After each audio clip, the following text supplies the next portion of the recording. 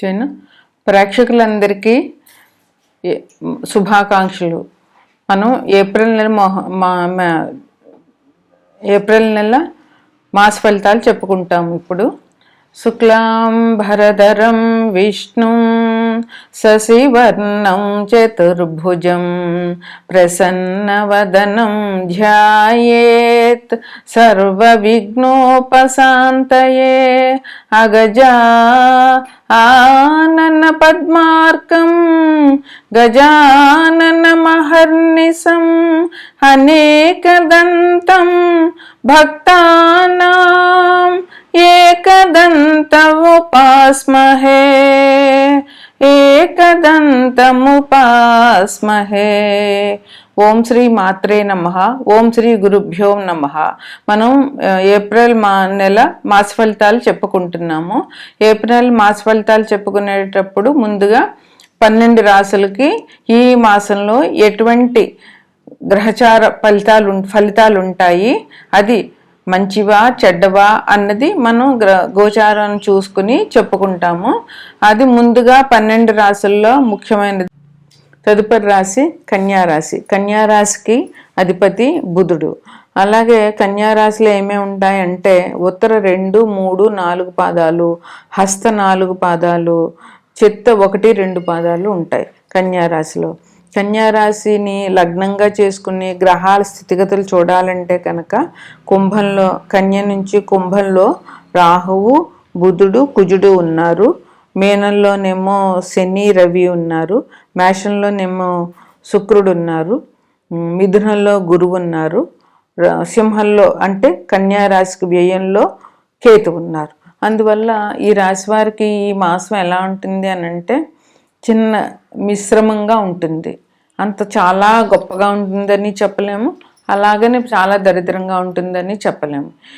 ఇంకా గ్రహాల మార్పులు కూడా ఉన్నాయి. అది ఎట్లా అంటే 15వ తారీఖున ఏప్రిల్ 15వ తారీఖున రవి మేనంలో రవి మేషంలోనికి వెళ్తారు, అంటే మేష సంక్రమణం చేస్తారనమాట. అట్లాగే కుంభంలో ఉన్న బుధుడు ఏప్రిల్ 11న మేన రాశిలోనికి వెళ్తాడు.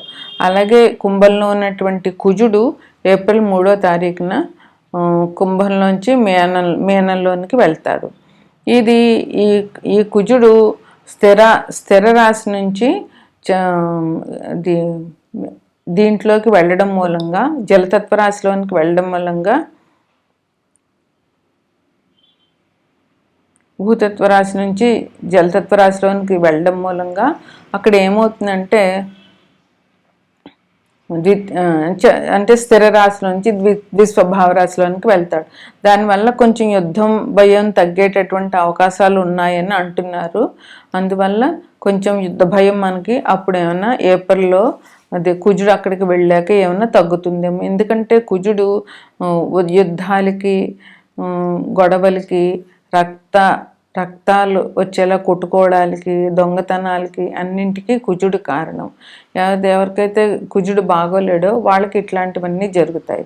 ఇది మన దేశ గోచారంలోనే జరుగుతుంది కనుక మనకి ఈ యుద్ధం వల్ల ఇప్పటికే చిన్న చిన్న ఇబ్బందులు మొదలైనాయి. మనకి త్వరగా ఆ యుద్ధం ముగిసిపోవాలని, అక్కడ ప్రజలు సుఖశాంతులతో ఉండాలని మనం కోరుకుందాం. ఎందుకంటే ఆ టీవీలో చూస్తుంటే ఆ పిల్లలు, చిన్న చిన్న పిల్లలు ఏమీ లేకుండా, తిండి లేదు, గుట్ట లేదు, బట్ట లేదు, వాళ్ళు అసలు ఆ విరిగిన మేడల మీద కూర్చుంటున్నారు. వాళ్ళు అక్కడ ఎప్పుడు ఏం పడతాయో అనేటటువంటి భయం మనకి చాలా కలుగుతుంది. చాలా అశాంతిగా ఉన్నారు ప్రజలు. వాళ్ళందరికీ ఆ భగవంతుడు మంచి చేయాలని మనం కోరుకుందాము. ఇంకా కన్యారాశిలో ఇదేంటి ఎలా ఉంటాయి, అంత ఇబ్బందులు కొంచెం మిశ్రమంగా ఉంటాయి. వృత్తి వ్యాపారాలు అంత బాగుండవు. అందువల్ల మీరు కొత్తగా పెట్టేటటువంటి బిజినెస్లు ఏమైనా ఉంటే కొత్తగా మొదలు పెట్టకండి. ఈ నెలలో ఉన్న వ్యాపారాన్నే సజావుగా సాగేలాగా చూసుకోండి. ఎందుకంటే మళ్ళీ కొత్తగా పెట్టి దాంట్లో మళ్ళీ కొత్త నష్టాలు తెచ్చుకోవడం కన్నా ఉన్న డబ్బు మన దగ్గర అలాగుంటే కొంచెం మంచిగా ఉంటుంది. అందువల్ల తొందరపడి ఎటువంటి వ్యాపారం మొదలు పెట్టద్దు. అలాగే ఏ వృత్తి చేస్తున్న వాళ్ళకైనా కొంచెం చిన్న చిన్న ఇబ్బందులు వచ్చే అవకాశాలు ఉన్నాయి. ఇంకా ఇది ఒక్క వృత్తి వ్యాపారాల వాళ్ళకే కదా, ఉద్యోగస్తులకైనా, ఎవరైనా కాంట్రాక్టర్లకైనా, ఉపాధ్యాయులకైనా, లేదా పౌరోహిత్యం చేసే వాళ్ళకైనా, ఎవరికైనా వాళ్ళకి వాళ్ళ రంగానికి సంబంధించినటువంటి ఇబ్బందులు కొంచెం వచ్చే అవకాశం, ఎందుకంటే మీ గోచారం బాగోలేదు కనుక. ఇంకా ఆర్థికంగా కూడా కొంచెం నష్టం వస్తుంది. అలాగే ఆరోగ్యం కూడా ఇబ్బందులు వచ్చేటటువంటి అవకాశం ఉంది. ఆరోగ్యం కూడా కొంచెం పాడయ్యే అవకాశం ఉంది. అందుకని తగు జాగ్రత్త తీసుకోండి. ఇంకా అది దైవ సంకల్పం వల్ల వచ్చేదైతే ఏం చేయలేము. మన చేత వల్ల మనం చేసుకోకుండా, అంటే అకాల భోజనాలు చేయడము, ఎండలో తిరగడము, ఇట్లాంటి వాటి వల్ల మనకి వస్తాయి. వడదెబ్బలు కొట్టడము, లేకపోతే అజీర్ణము, ఇలాంటివి. అందువల్ల మన చేత మనం చేసుకోకుండా ఆలోచించుకుని మీరు కొంచెం ఈ మాసం జాగ్రత్తగా ఉండండి. ఇంకా శారీరకంగా శ్రమ అనేటటువంటిది చాలా ఎక్కువగా ఉంటుంది. శారీరక శ్రమ చేసేవాళ్ళు కొంచెం కష్టపడండి, కానీ అది కూడా ఏదో ఒకటి మీరు మీ శ్రమ తగ్గించుకునే పరిస్థితులు చూసుకుని చేయవలసిందిగా మీకు విజ్ఞప్తి. ఎందుకంటే శారీరక శ్రమ ఎక్కువ శ్రమ పడిపోయినా మళ్ళీ మరుసటి రోజు పడుకోవాల్సి వస్తుంది. అందువల్ల జాగ్రత్తగా ఉండండి. ఇంకా ఎలా ఉంటుందంటే, అదే అకాల భోజనం ఇందాక చెప్పాను కదా, సమయానికి భోజనం చేయకపోవడము, లేదంటే బర్గరు, పిజ్జాలు తినడం వల్ల అనారోగ్యం తెచ్చుకోవడము జరుగుతుంది. కుటుంబంలోనే మీ ఇంట్లోనే మీకు విరోధం జరగడము, ఒకళ్ళు మాట వినకపోవడము, ఎందుకు వినాలి అనేటటువంటి ప్రశ్నలు రావడము, అట్లాంటి కొత్త సమస్యలు వచ్చే అవకాశం ఉంది. కొంచెం వాళ్ళు ఒకవేళ ఎవరైనా మీ మీద కోపపడినా కూడా మీరు కామ్గా ఉండండి. ఎందుకంటే కుటుంబం అంటే మన మనుషులే, మన అన్న, మన అక్క, మన చెల్లి, మా అమ్మ, నాన్న, వీళ్ళే కదా అన్నారు, నన్ను వాళ్ళు కాక ఎవరంటారు అనేటటువంటి ఆలోచన ధోరణి మీరు పెంచుకోండి. దానివల్ల మీకు మానసికంగా సమస్యలు తగ్గుతాయి. ఆ గొడవ అయిపోయిన 2-3 రోజుల తర్వాత మళ్ళీ అందరూ ఒకటే అవుతారు. అందువల్ల ఆలోచించి మాటలు మాట్లాడండి. ఇంకా సంతానం వల్ల కూడా సమస్యలు ఉన్నాయి. వాళ్ళు చదవకపోవడము, చదివిన ఎగ్జామ్స్ సరిగ్గా రాయలేకపోవడము, లేదంటే ఇట్లాంటి ఇబ్బందులు చాలా ఉన్నాయి సంతానం వల్ల. వాళ్ళని జాగ్రత్తగా చూసుకోండి. ఎగ్జామ్స్ టైంలో వాళ్ళని ఇబ్బంది పెట్టకండి, వాళ్ళని తిట్టడం, కొట్టడం లాంటివి చేయకండి. ఇంకా విదేశాలకి వెళ్ళాలి అనుకుంటున్న వాళ్ళకి ఈ మాసం చాలా బాగుంది. ఆ రకమైన ప్రయత్నాలు మీరు బాగా చేసుకోవచ్చు. ఇంకేంటంటే, మీకు ఈ సమస్యలన్నిటి నుంచి బయటపడాలి అన్నట్టుంటే జ్ఞాన సముపార్జన, అంటే పుస్తకాలు చదవడము, తీర్థయాత్రలు చేయడము, లేదంటే భగవద్గీత ఇట్లాంటి గ్రంథాలు పఠించడం వల్ల మనకి మంచి అవగాహన శక్తి పెరుగుతుంది. క్షమాగుణం బాగా వస్తుంది. ముందు ఇవన్నీ చదవడం వల్ల క్షమాగుణం వస్తుంది. అందులో పాత్రలు, అందులో కథ మనకు మలుచుకుంటూ మనం జాగ్రత్తగా ఆలోచించాలి. ఇలా చేస్తే ఇలా జరిగింది, మనం ఇలా చేయాలి, ఇలా చేయకూడదు అనేటటువంటి ఆలోచన మీకు వస్తుందన్నమాట. ఇంకా అదేగా ఆధ్యాత్మికత వైపు ప్రయాణం కూడా మొదలు పెడతారు. అది మీ జీవితంలో మీకు చాలా మంచి దశ అని చెప్పవచ్చు అన్నమాట. అయితే జాగ్రత్తగా ఉండాలి. ఇంకోటి ఏంటంటే, ప్రయాణంలో మాత్రం ఇబ్బందులు చాలా వచ్చే అవకాశం ఉంది. సాధ్యమైనంత వరకు ప్రయాణాలు మానుకోండి, ఇంట్లోనే ఉండండి.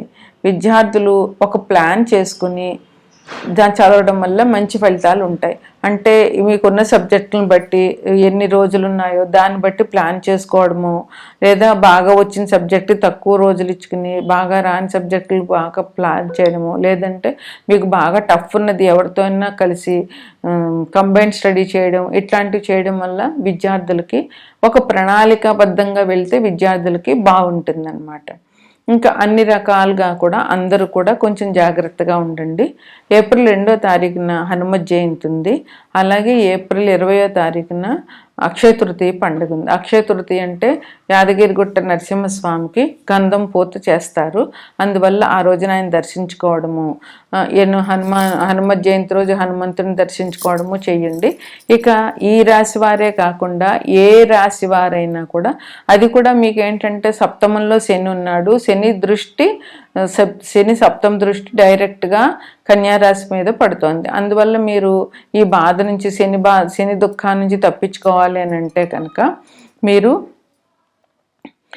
శివాభిషేకం చేయించుకోవడము, శనివారం నాడు శివాల దర్శనం చేయడము, అలాగే హనుమాన్ చాలీసా చదవడము, హనుమంతుడి దర్శనం చేసుకోవడం చాలా మంచిది.